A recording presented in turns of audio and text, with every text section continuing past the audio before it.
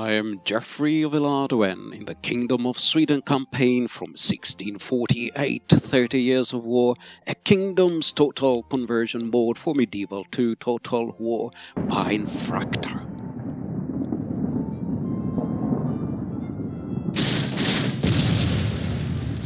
We are in the month of March 1631. Pirates are raiding our ships.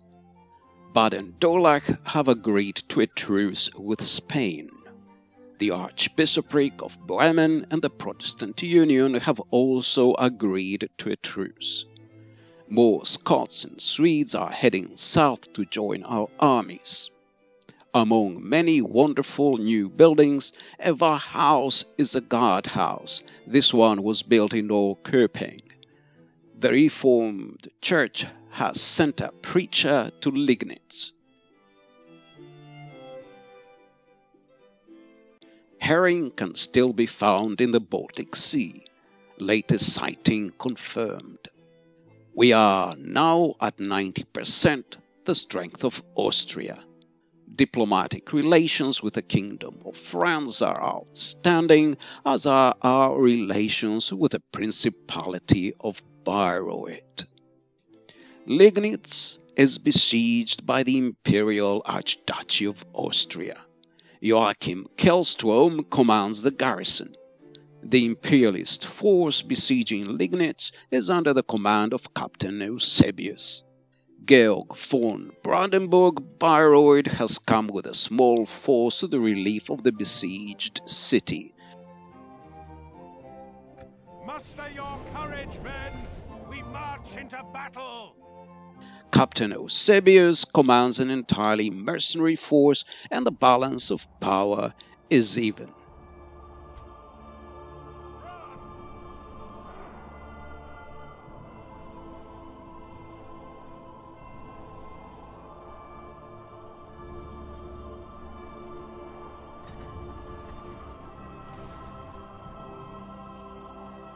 The AI army does its usual needless rearrangement at the start of the battle. Our musketeers here are firing from the walls. Georg von Brandenburg-Bayreuth is coming to the relief of the garrison.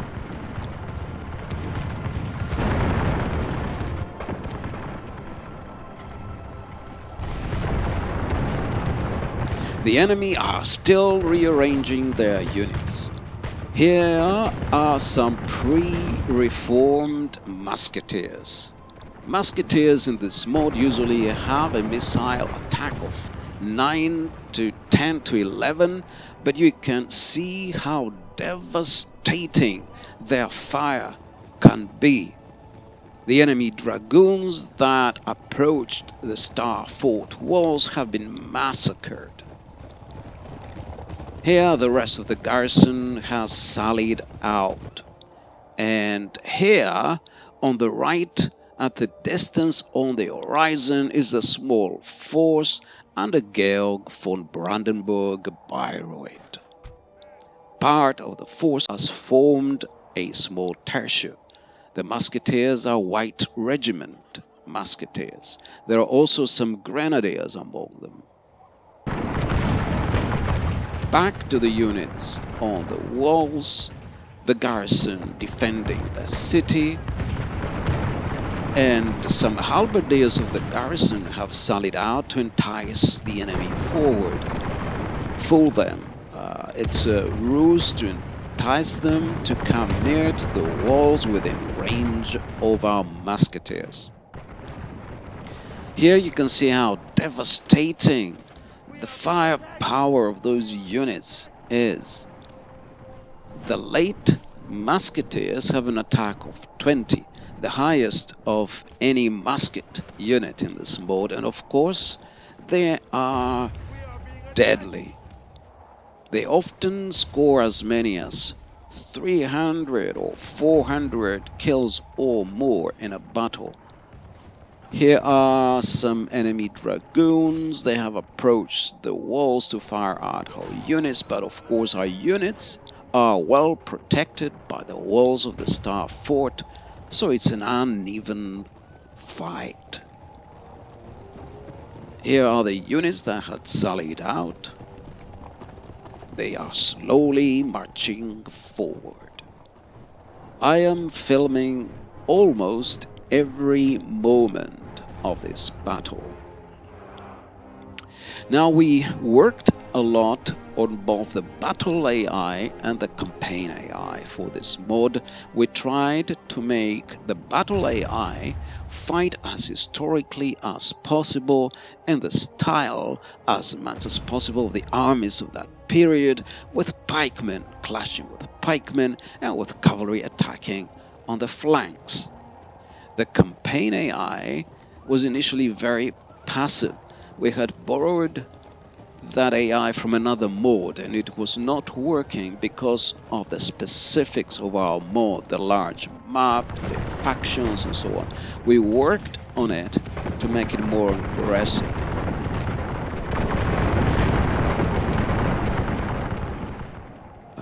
Mungo Teakum, our project leader, said make it as aggressive as you can. And how aggressive is that? Really as aggressive as possible. And he said, yes, we are not children. Make it as aggressive as you can. So this is the most aggressive we could make it. We worked on it for several months. Maybe it is one of the more aggressive or most aggressive AIs in a Medieval 2 mod. So here are some turncoats, these men with pole arms. They are approaching our men who had sallied out, and these horsemen here are our arquebusiers. They have been skirmishing.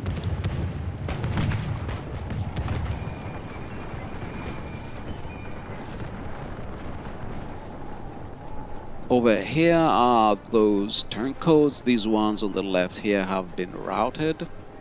The ones here have not been routed.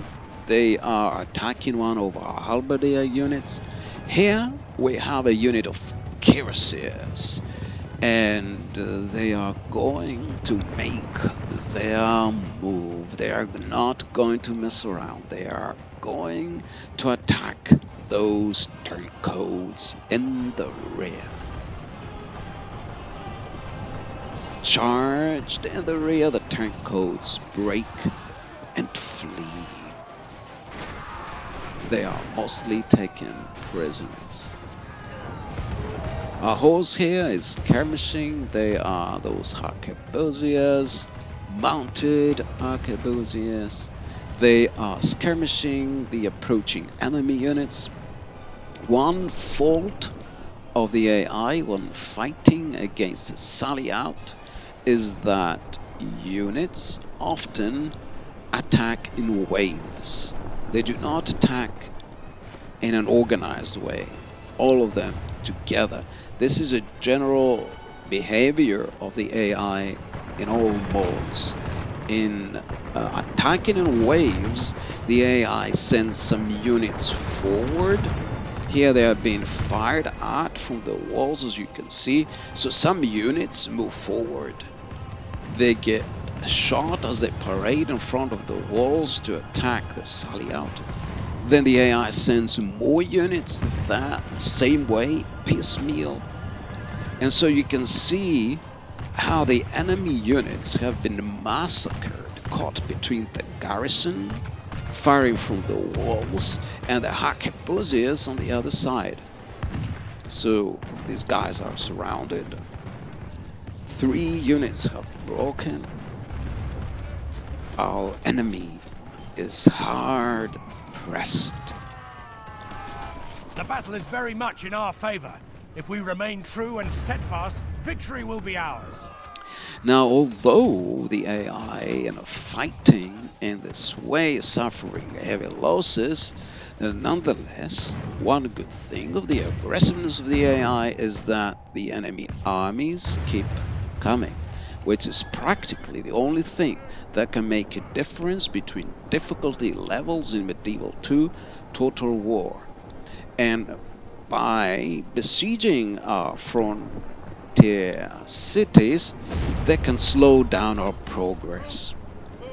We cannot attack our next target if we are besieged ourselves by powerful armies, and we have to keep other armies in reserve nearby in smaller towns so they can come to the aid of besieged garrisons. It can be very demanding on our resources the way the AI is aggressive. So even though it doesn't win battles, it keeps the human player under pressure. Even at the later stages of the campaign, and you will see soon the massive armies the Imperialists will send against us this summer. Even Poland, Lithuania, despite being almost defeated and on the back foot, are still able to muster strong armies and to remain a challenge. So here are again our arquebusiers. They are slowing down our enemy by firing at the flank of enemy units advancing towards our sally out. And the enemy units, these pikemen, for example, being under pressure, they cannot make up their minds whether to march forward or back. Only half the enemy force remains. Suffering losses all the way, and so this is a battle of slow attrition of our enemy.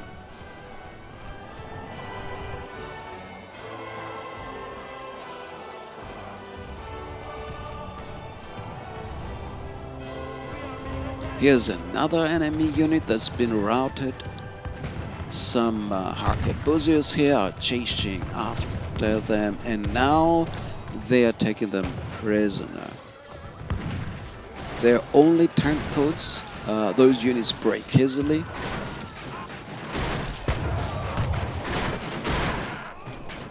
Our men are winning the battle. If we continue like this, we will smash the enemy. Turncoats are units pressed into service after being taken prisoner in a battle or in a siege. That's the idea. So their morale is not especially high. They would rather be fighting for someone else or for money. That's the idea. So that's why they break so easily. Other units are sturdier.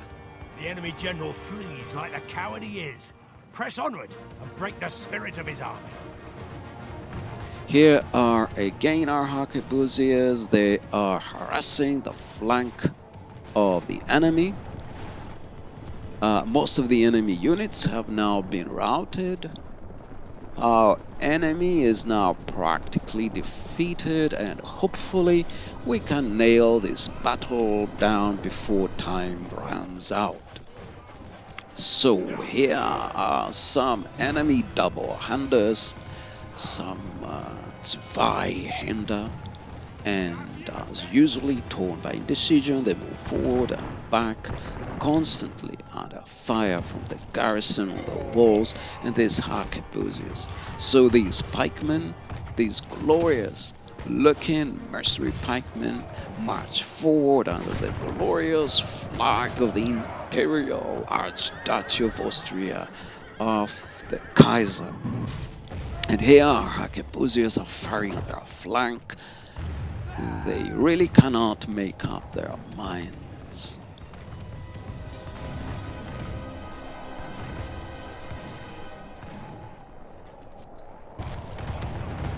Kaiser, they are attacking us. Another problem for the AI is that the enemy doesn't have a general. They are being commanded by Captain Eusebius. They don't have a proper general. This makes the AI units to just wander about here and there.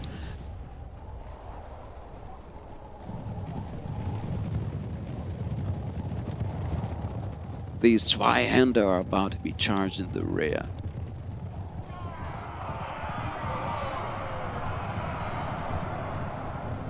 The enemy is in disarray. We are taking more prisoners. Our men are winning the battle. If we continue like this, we will smash the enemy.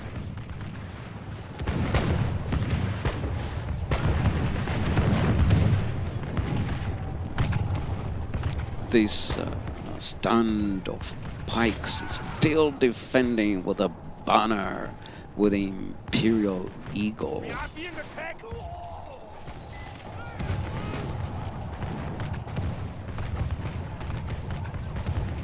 More prisoners have been collected. Eventually those pikemen break. There is one more unit of pikemen there near those siege rams.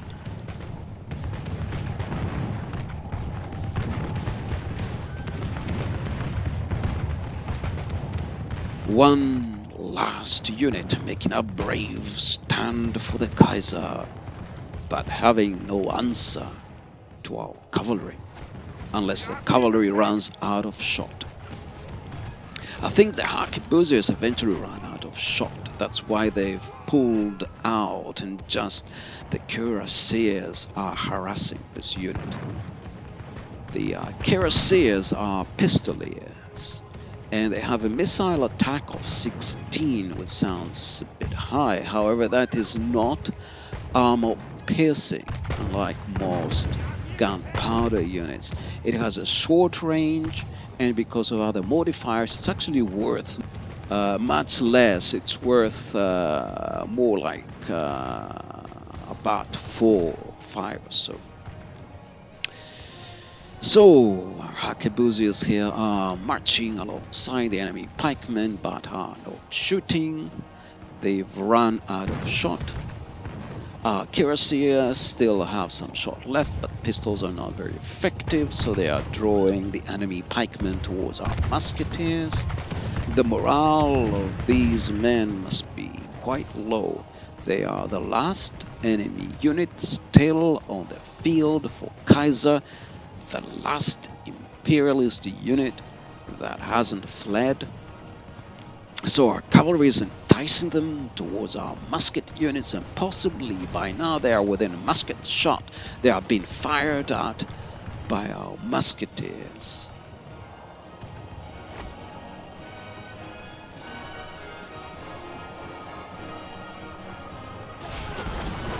That's right.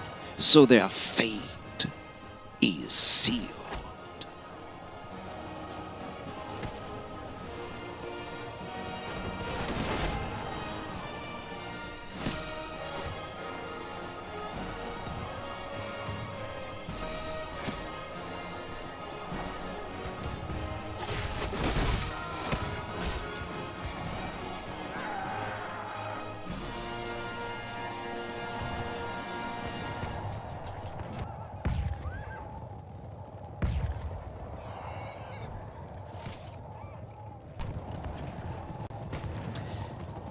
Here are the musketeers of the White Regiment, one of the historical Swedish regiments.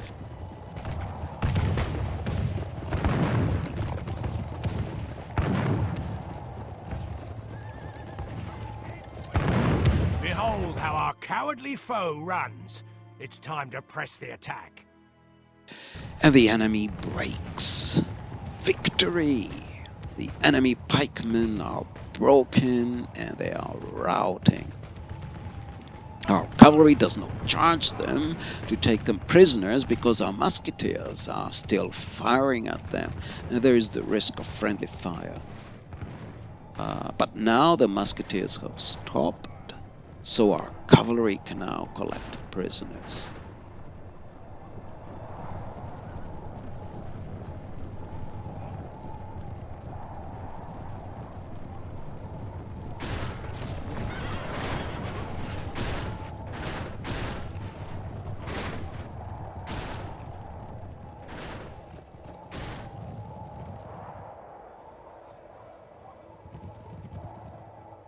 This is a clear victory that goes to only men of great virtue and valor. So that was the battle, almost moment by moment. I haven't skipped very much. You've seen the whole battle. So, a clear victory.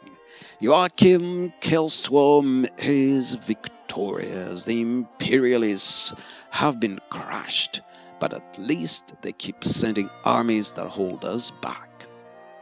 Our late musketeers have excelled.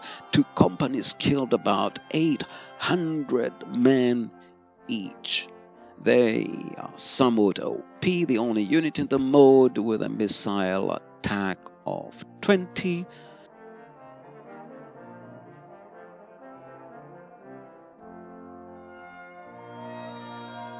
Lurking in the trees for an opportunity to strike, sire.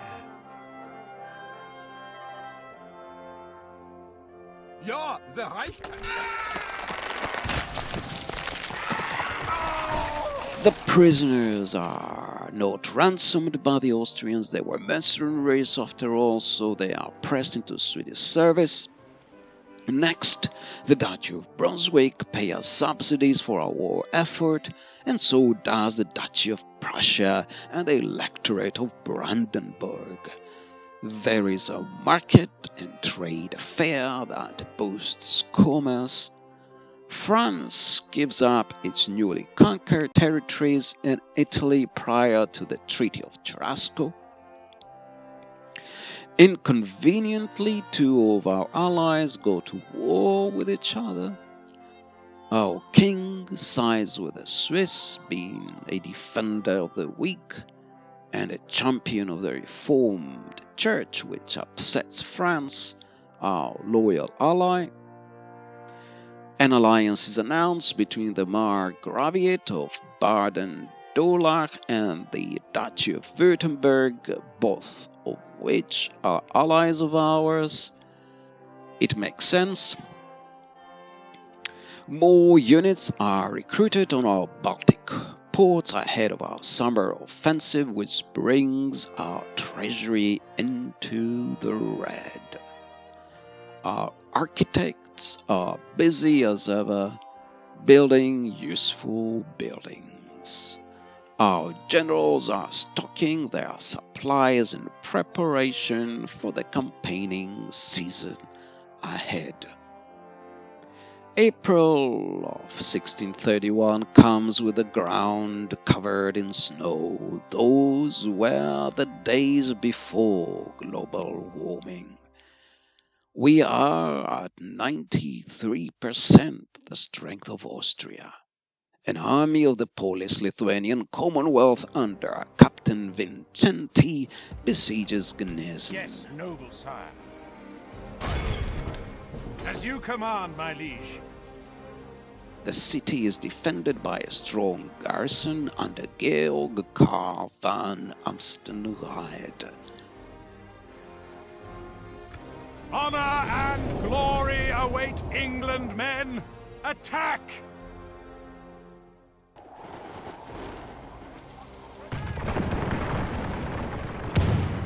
Some halberdiers in the garrison sally out to entice the enemy to come closer to our walls.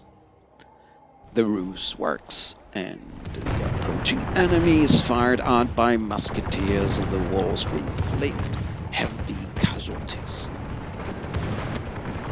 In the meantime, Georg Karl von Amstenride has sallied out with the greater part of the garrison. So here are those late musketeers firing from the walls, the very deadly late musketeers, the deadliest musket unit in the mod. And here's our enemy, wisely avoiding to come too near the walls. Those who tried, their bodies are strewn on the ground. They have not lived to tell their tale. For them, war is over. For us, nothing endures but war. And since only the dead have seen the end of war, we must be doing well.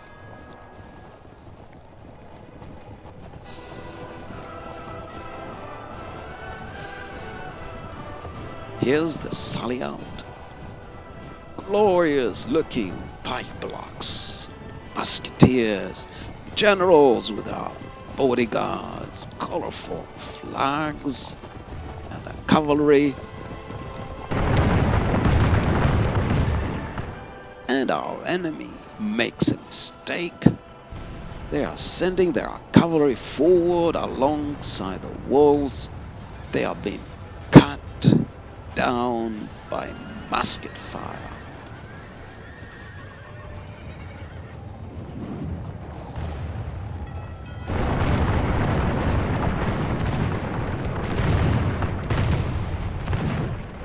Some of them will make it through, some turn back, others go on, and now they will come under fire from the musketeers of the sally out.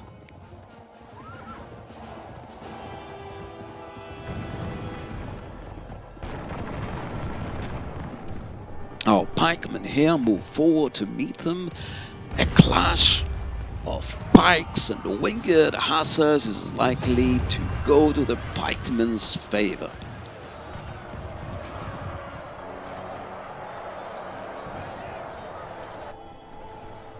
Our late pikemen here are about to attack the winged hussars' flank. The hussars had it and ran off. Some of our own cavalry chases them as our infantry reforms, preparing to receive the next attack. Our arquebusiers have attacked the hussars as they were retreating and will take almost everyone prisoner. The winged hussars must have been slowed down by their massive wings so that our arquebusiers were able to catch up.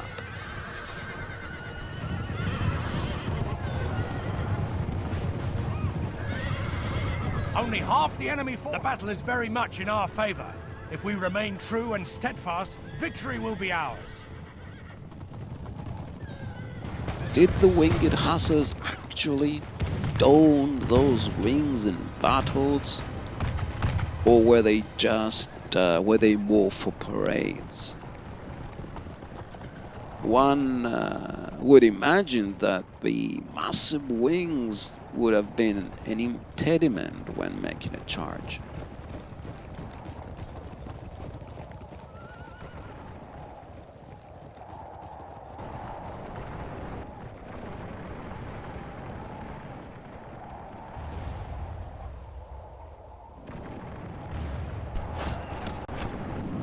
Here are some Polish musketeers. They are exchanging shot with the garrison. They are obviously on the losing side of this duel. Now they are trying to approach our arquebusiers, and of course they are being murdered by the fire from the walls of the Star Fort. But you have to hand it to them that they will die to a man rather than save their lives by retreating. It's death or victory.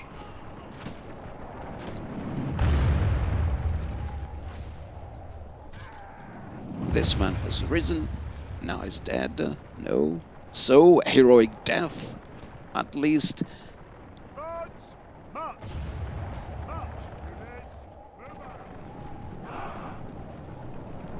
Good tidings. The enemy general lies dead. We've sent the base cur to hell. Why live on and die of old age when one may die a glorious death on the battlefield? The enemy general has been slain, Captain Vincenti, and the sally out slowly moves forward. Our horse move up to harass our severely weakened enemy. So the force that had sallied out is advancing towards our enemy.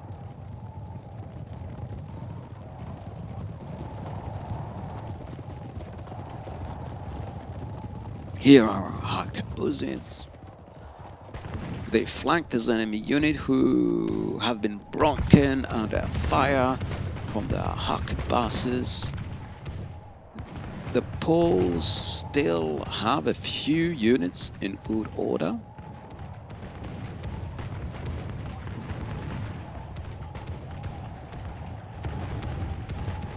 This unit in the foreground, however, are being taken prisoner.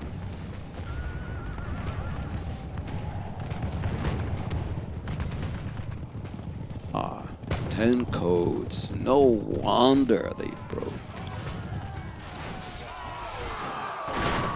Our men are winning the battle. If we continue like this, we will smash the area.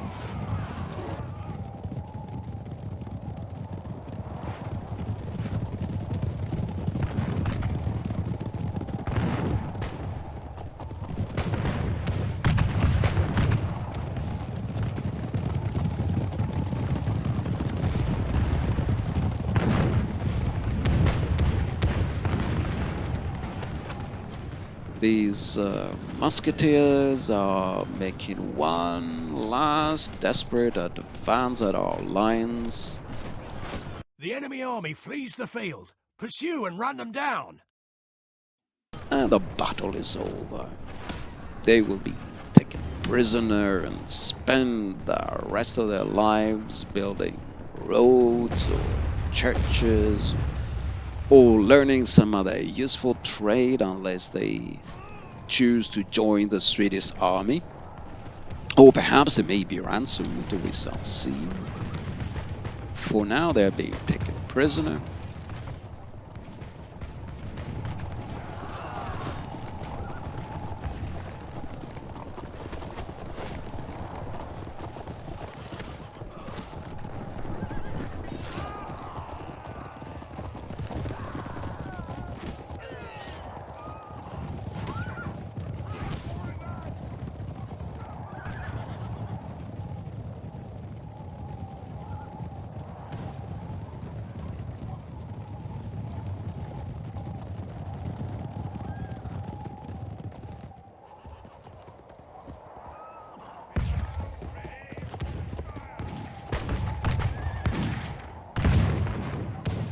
The enemy are utterly vanquished.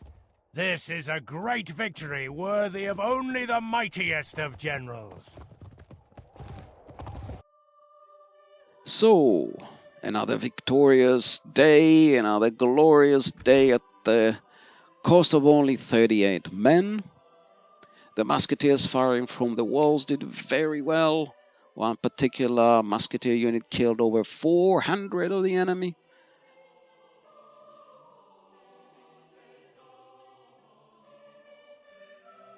A heroic victory.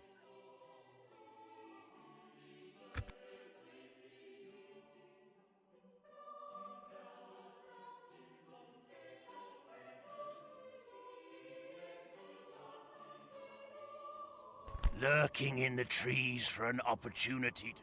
Surely you'd rather coin than captives, my lord?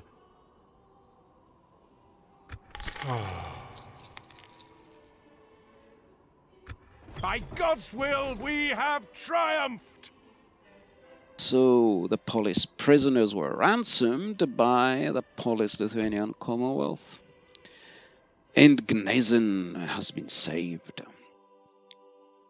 There is a small rebel force to the northeast of Gnesen. It will be attacked by our general Alain de Colville. The enemy will be defeated in battle. The enemy general, Captain Marcus, is slain, and the battle is won with a loss of only 11 men. And our king is so impressed by Alain de Colville, he is the man of the hour and is adopted into the royal family. He is now an aspiring commander, and so ends the month of April of 1631. Thank you for watching.